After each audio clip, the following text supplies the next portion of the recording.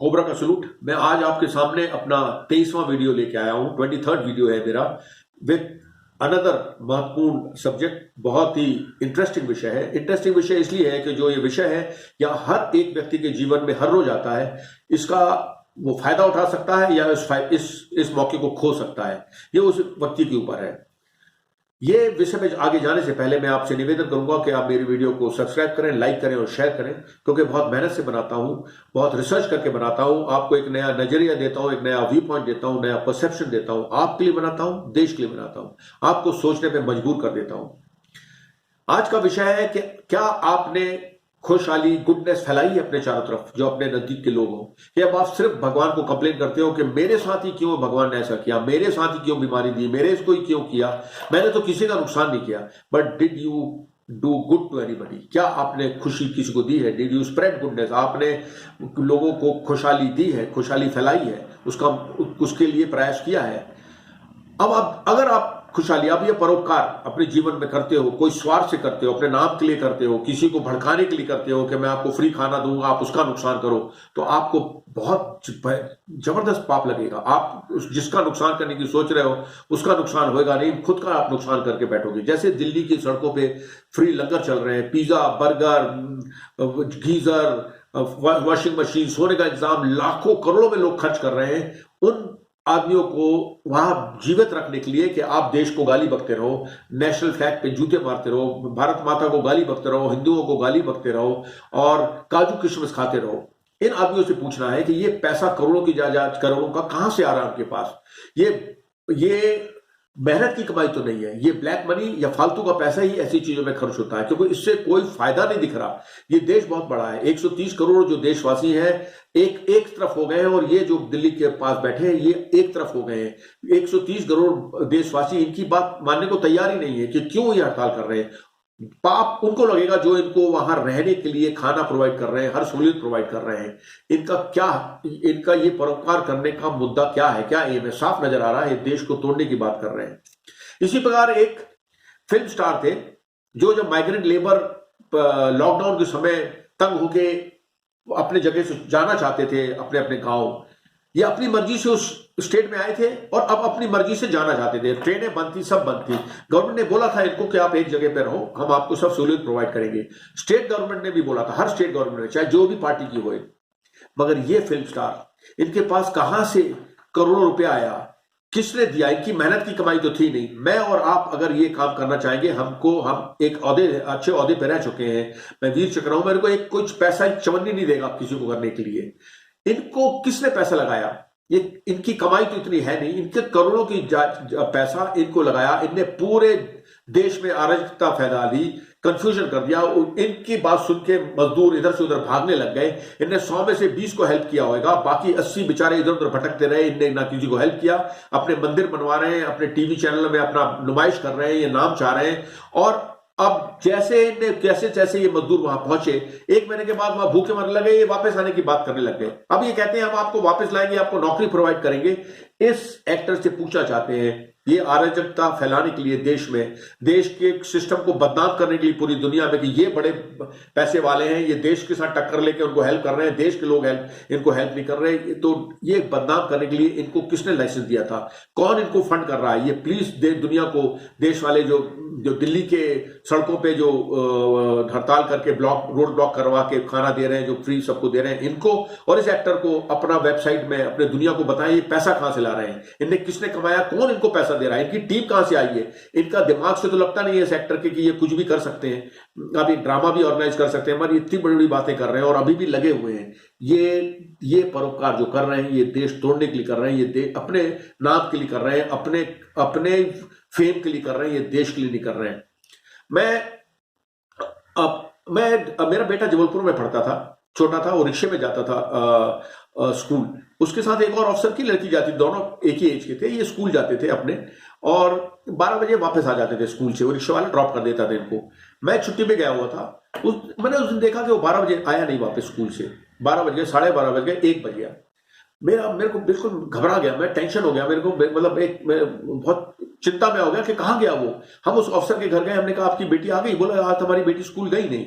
तो हम स्कूल गए, स्कूल ने बोला वो रिक्शा वाला टाइम पे ले गया उसको आपके बेटे को, बाबा को।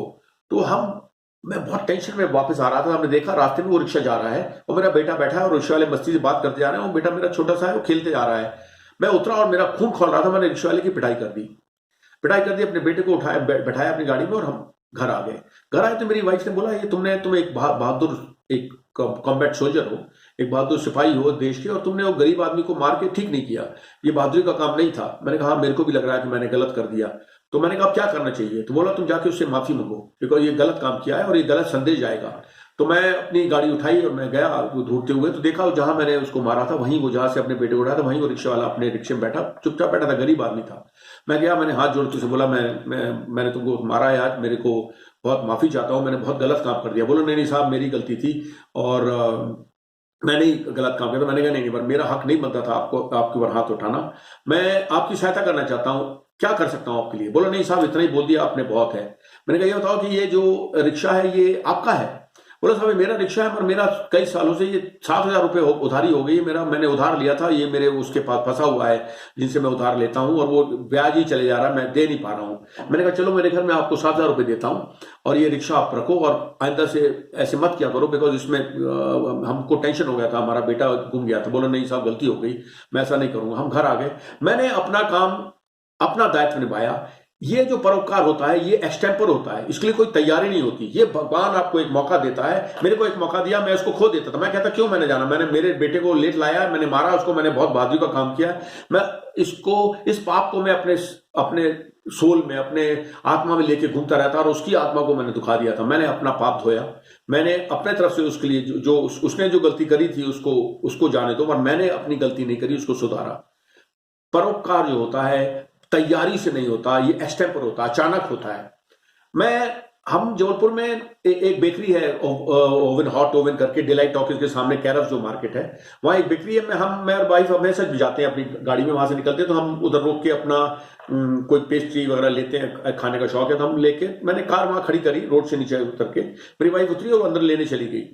लेने गई तो वहां का सिक्योरिटी गार्ड आया, वो बोला साहब कार थोड़ी इधर कर लो, उधर कर लो, ये कारें निकल नहीं पाएंगी। मैंने कहा यार मैं तो तुम्हारे कंपाउंड में खड़ा नहीं हूं, मैं तो रोड के किनारे खड़ा हूं, पर फिर भी आप इधर सिक्योरिटी गार्ड हो? बोला हाँ साहब। मैंने कहा बेकरी के? बोला हाँ इसी बेकरी का हूं। मैंने कहा चलो तुम्हारी नौकरी ना खराब हो।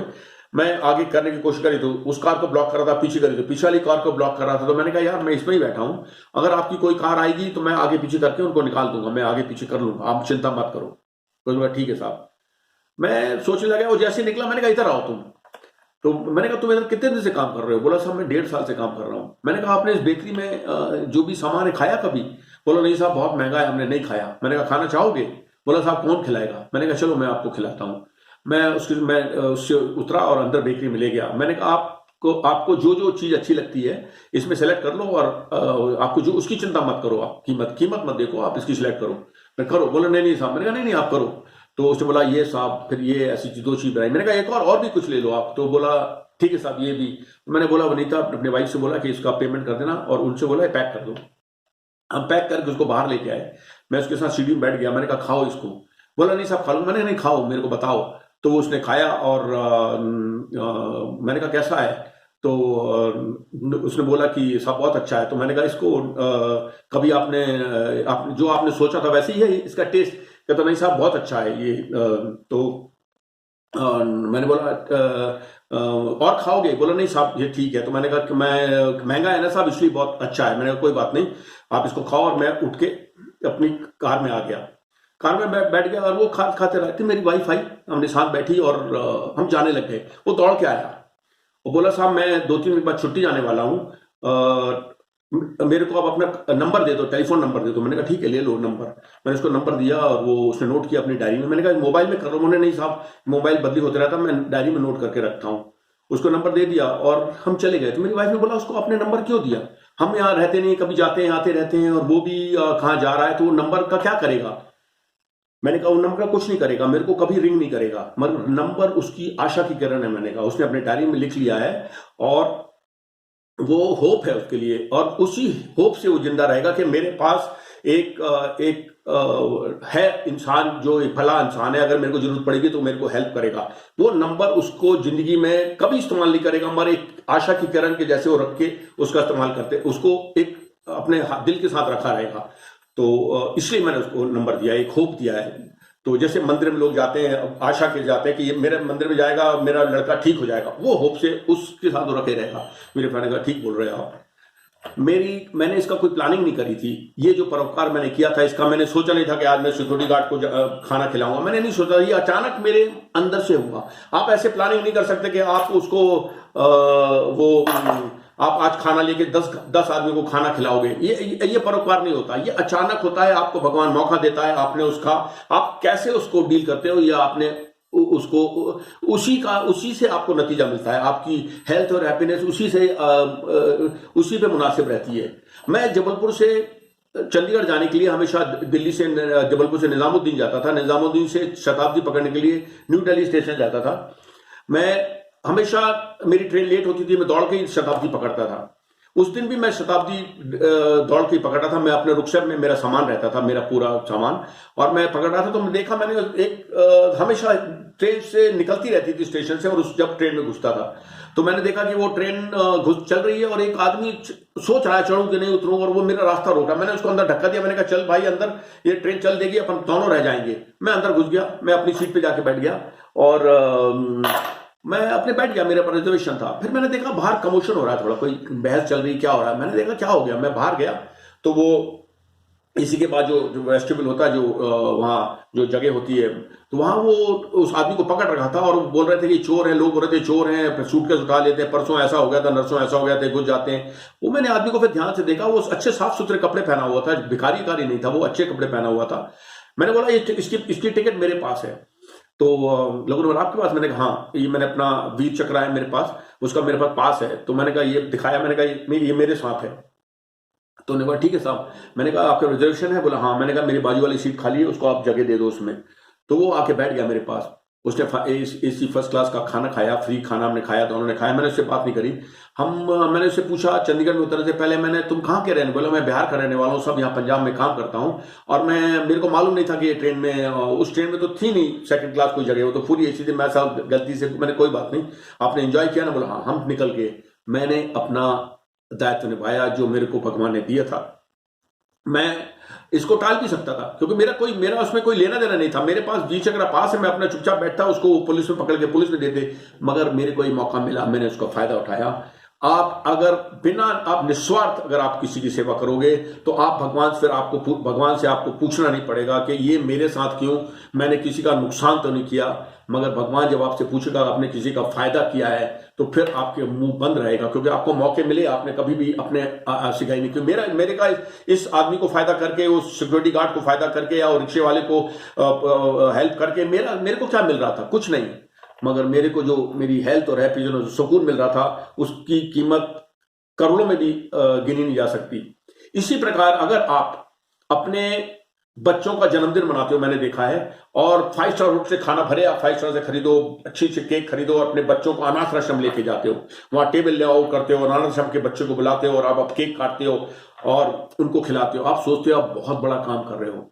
आप उस दिन उन अनाथ बच्चों को सबसे बड़ा जूता मारते हो, सबसे बड़ा दुख मचाते हो, कि उस दिन उन बच्चों को रियलाइज होता है कि उनके माँ बाप नहीं है। वो पूरे दिन खुशी खुशी अपनी दाल रोटी खाते हैं, मगर जिस दिन आप उनको केक, भले 5 स्टार लाखों रुपए खर्च करके अपने बच्चों के साथ केक काट के उनको आप खिलाते हो, उस दिन उन बच्चों को रियलाइज होता कि काश में हमारे माँ बाप होते जैसे इनके हैं, तो हम भी ऐसे किसी और को केक काटते। वो आपके भीख के मोहताज नहीं है। तो जब भी आपने ऐसा करना हो, जरूर कीजिए, उन लड़कों को हेल्प करिए, मगर उनके लिए वो मैनेजमेंट ही उनका माँ बाप है। वो मैनेजमेंट से जो भी देते हैं, दाल रोटी दें, केक दें, जो भी दें, वो उनसे लेके खुश रहते हैं, क्योंकि मैनेजमेंट उनको ये याद नहीं दिलाता कि वो अनाथ है, उनके माँ बाप नहीं है, उनको कोई छोड़ गया है इधर। आप भले दूर से देखते रहें, वहां नजर नहीं आना चाहिए आपने। आप ऐसा परोपकार करें कि आप अपने नाम के लिए ना करें, आप उनकी भलाई के लिए कर रहे हैं, तो आप दूर से देखें, उनके मैनेजमेंट को पैसा दें, सब केक दें, सब सामान दें। आप बहुत भला करेंगे उन लड़कों का। आप परोपकार करें, you do good, you please. ये इस साल का मेरा आखिरी वीडियो है। आप 6 दिन बचें, आप spread goodness, spread happiness to people. जो भी आपके नजदीक आता है, ट्राई, आपको मौका मिलेगा, उस मौके को खोइए मत। और 2021 में आप यही संकल्प रखिए कि I will spread goodness. Cobra का